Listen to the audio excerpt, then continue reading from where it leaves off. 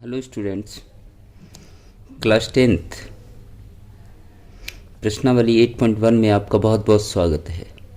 आज मैं आपको इस वीडियो में प्रश्न नंबर 8 कराने वाला हूं। तो आइए प्रश्न पढ़ लेते हैं।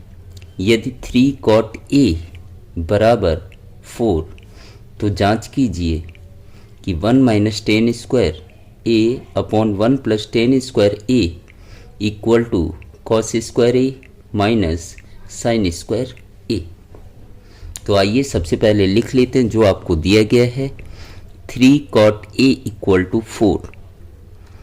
3 cot a इक्वल टू 4। अब इन दोनों के बीच कोई चिन्ह नहीं, किसका आएगा? गुणा का। तो cot a बराबर क्या आएगा? cot a बराबर 4 और गुणा वाली संख्या को बराबर के इधर ले जाएंगे तो किस में हो जाएगा? भाग में। अब आइए कॉट का हम सूत्र लिख लेते हैं। तो ऑलरेडी मैं इससे पहले की वीडियो डाल रखे हैं, तो सूत्र किस प्रकार से बनाए जाते हैं देखिएगा। ये पहला होता है साइन का, दूसरा होता है कॉस, तीसरा होता है टेन, अगला होता है कॉट। मतलब कॉट थीटा बराबर ए बटे एल। ए मतलब आधार, एल मतलब लंब। तो कॉट थीटा बराबर क्या होगा? आधार बटे लंब। तो यहां पर हम सूत्र लिख लेंगे। आधार बटे लंब बराबर 4/3।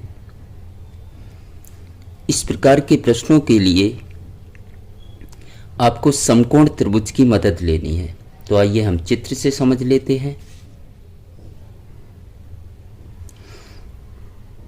कॉट के बाद यहां पर जो भी बिंदु दिया होता है वो हमेशा क्या कहलाता है? कोण कहलाता है।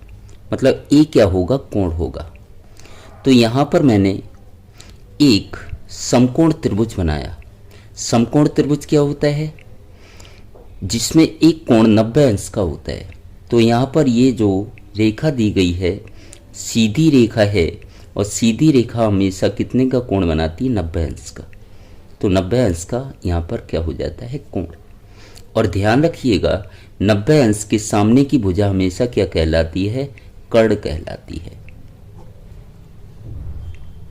मैंने आपको बताया कि कॉट के बाद जो भी बिंदु दिया है वो क्या कहलाएगा? कोण। और कोण का नाम कहाँ लिखा जाता है? सीधी रेखा के सामने।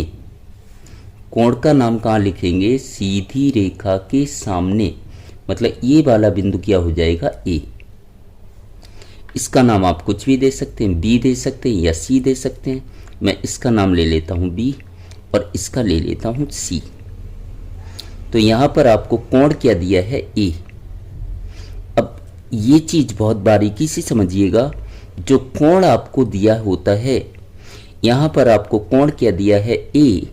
तो ए के सामने की भुजा हमेशा क्या होगी? लंब। जो कोण आपको दिया होगा उसके सामने की भुजा हमेशा क्या होगी? लंब। 90 अंश के सामने की भुजा कर्ण जो फिक्स है, तो बची हुई रेखा को हम क्या बोल देंगे? आधार। तो देख लेते हैं, यहाँ आधार का माप दिया है 4, तो लिख देंगे 4। लंब का माप आपका दिया है 3, तो लंब का माप मैंने लिख दिया यहाँ पर 3। और ध्यान रखिएगा इस प्रकार के प्रश्नों को हल करने के लिए हमारे पास त्रिभुज की तीनों भुजाओं का मान पता होना चाहिए। यहाँ पर आपको आधार पता है, लंब पता है, लेकिन कर्ण पता नहीं है। तो समकोण त्रिभुज में तीसरी भुजा ज्ञात करने के लिए हम पाइथागोरस प्रमेय का इस्तेमाल करते हैं। तो आइए हम लिख लेते हैं पाइथागोरस प्रमेय। तो यहाँ पर आपको दिया था त्रिभुज ABC में कोण B बराबर 90। तो मैंने यहाँ पर लिख लिया त्रिभुज ABC में कोण B बराबर 90 पाइथागोरस प्रमेय से। पाइथागोरस प्रमेय क्या होती है? कर्ण का वर्ग बराबर लंब का वर्ग प्लस आधार का वर्ग। अब इसके हम क्या रख देंगे, माप रख देंगे। कर्ण, कर्ण मुझे ज्ञात करना है, कर्ण का नाम क्या है, AC। तो यहाँ हम लिख देंगे AC का वर्ग बराबर लंब का माप, लंब का माप आपका दिया है 3, वर्ग है तो वर्ग, प्लस आधार का वर्ग, आधार का माप दिया है 4, तो 4 का वर्ग। अब आगे हल कर लेंगे हम।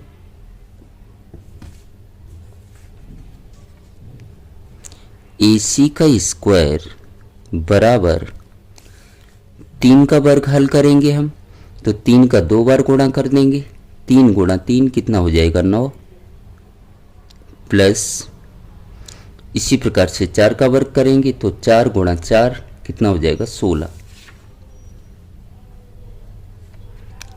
और 16 में 9 जोड़ देंगे कितना आ जाएगा 25। तो AC बराबर, यहां से वर्ग हटाएंगे तो बराबर के इधर क्या लिया जाएगा, वर्गमूल, और इधर 25 है तो 25। अब इसके हम गुणनखंड कर लेंगे, 25 के 5 पंजे 25, और वर्गमूल में दो संख्याओं के जोड़े बन जाते हैं, इसमें से एक संख्या बाहर आ जाएगी, तो कितना आएगा 5। इस प्रकार से मुझे कर्ण AC का मान मिल गया 5। तो यहाँ हम चित्र में लिख देंगे कर्ण बराबर 5। अब आगे देखिएगा, प्रश्न में पूछा है 1 minus ten square a upon 1 plus ten square ए बराबर cos square a minus sine square a. तो हम क्या करेंगे, सबसे पहले साइन ए, कॉस ए और टेन ए का मान ज्ञात कर लेंगे। तो साइन ए, कॉस ए और टेन ए, अब इनके हम क्या लिख लेंगे सूत्र। तो साइन का फॉर्मूला क्या होता है, L अपॉन के, मतलब लंब बटे कर्ण। तो यहाँ हम लिख देंगे लंब बटे कर्ण। दूसरा कॉस ए, कॉस दूसरा होता है ए बटे के, मतलब आधार बटे कर्ण। तो यहाँ हम लिख देंगे आधार बटे कर्ण। और तीसरा है टेन ए का, तो टेन ए बराबर क्या होता है, लंब बटे आधार। तो यहाँ हम लिख देंगे लंब बटे आधार। अब हम चित्र से इनके क्या रख देंगे, मान रख देंगे। तो लंब यहाँ पर कितना दिया है आपको 3, तो मैं लिख देता हूँ 3 बटे कर्ण कितना दिया है 5, तो लिख देता हूँ 5। इसी प्रकार से आधार और कर्ण का माप, आधार का माप 4 है, कर्ण का माप 5 है, तो कितना आ जाएगा 4 बटे 5। लास्ट आता है टेन ए बराबर लंब बटे आधार। लंब 3 दिया है, आधार 4 दिया है, तो कितना हो जाएगा 3 बटे 4। तो मेरे पास साइन ए का मान मिल गया, कॉस का मिल गया, टेन का मिल गया। अब यहाँ पर देखिए मुझे मान निकालना है 1 minus ten square a upon 1 plus ten square a equal to cos square a minus sine square a. तो सबसे पहले ये उल्टा हाथ है, इसे हम लेफ्ट हैंड साइड बोलते हैं। तो पहले हम लेफ्ट हैंड साइड का मान निकालेंगे, फिर राइट हैंड साइड का मान निकालेंगे। देखिए किस प्रकार से।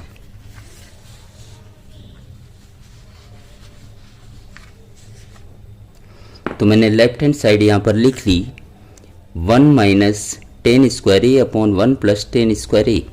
अब हम यहाँ हम मान रख देंगे, 1 है तो 1, माइनस है तो माइनस, टेन स्क्वायर ए, तो टेन ए का अभी मैंने मान निकाला 3 बटे 4,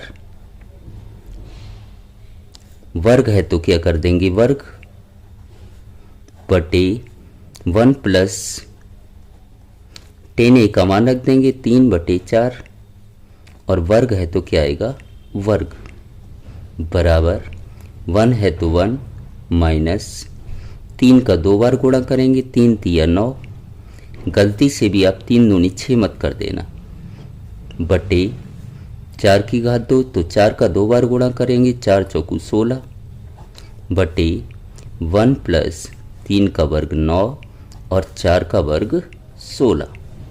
अब आगे हल कर लेंगे, इसके बटे कुछ नहीं 1, इसके बटे कुछ नहीं 1, तिरछा गुणा कर देंगे, 1 का गुणा 16 में करेंगे 16, 9 का गुणा 1 में करेंगे 9 और नीचे का गुणा नीचे 16 एकम 16, बटे इसी प्रकार से यहाँ तिरछा गुणा करेंगे, 1 का 16 में करेंगे 16 प्लस 9 एकम 9 बटे नीचे का गुणा नीचे कितना आएगा 16 एकम 16।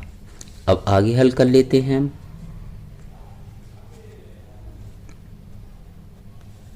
तो 16 में से 9 घटाया कितना बचा 7 बटे 16, बटे 16 9 कितना होता है 25 बटे 16। तो यहाँ देखिए 1 2 3 4, तो पहली का गुणा चौथी से करेंगे तो 7 गुणा 16 आएगा और दूसरी का गुणा तीसरी से तो 16 गुणा 25, 16 से 16 कट गया, बराबर कितना आया 7 बटे 25। इस प्रकार से मेरे पास LHS का मान आ गया 7 बटे 25। अब हम RHS का मान निकाल लेंगे। तो यहाँ पर आपको RHS दिया हुआ है cos square a minus sine square a. तो हम लिख लेते हैं सबसे पहले RHS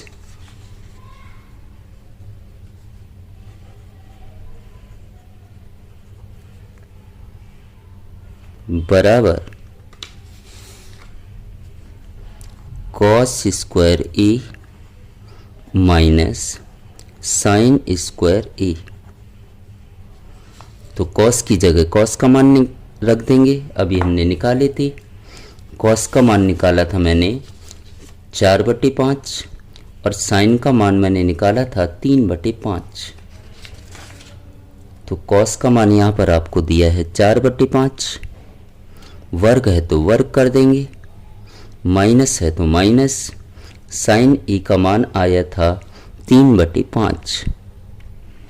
अब इसे आगे हम हल कर लेंगे, वर्ग है तो यहाँ वर्ग लगा देंगे, 4 का वर्ग करना है तो 4 का 2 बार गुणा करेंगे, 4 चौकू 16, इसी प्रकार से 5 का 2 बार करेंगे, 5 पंजे 25, माइनस 3 का 2 बार करेंगे, 3 तिया 9, गलती ये मत कर देना कि 3 दूनी 6 कर दो, 3 का 2 बार गुणा मतलब 3 गुणा 3 करना है।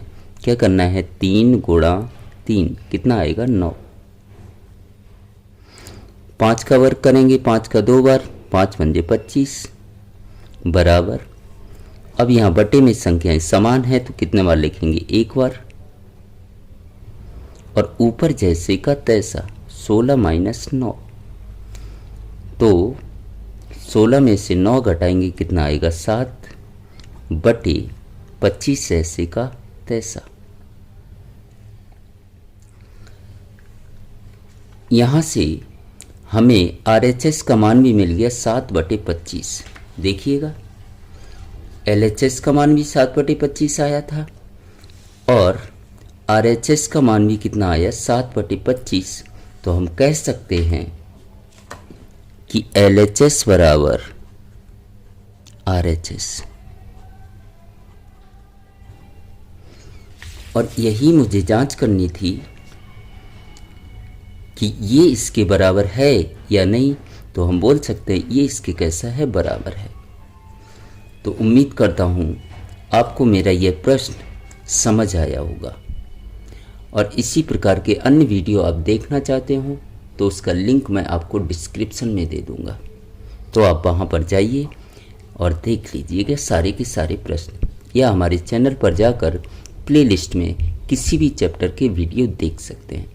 अगर चैनल पर पहली बार आए हों तो चैनल को सब्सक्राइब करना बिल्कुल मत भूलिएगा और लाइक करना बिल्कुल ना भूलें, और अपने दोस्तों में ज़्यादा से ज़्यादा शेयर करें अगर मेरा पढ़ाया हुआ आपको पसंद आता हो। Thank you.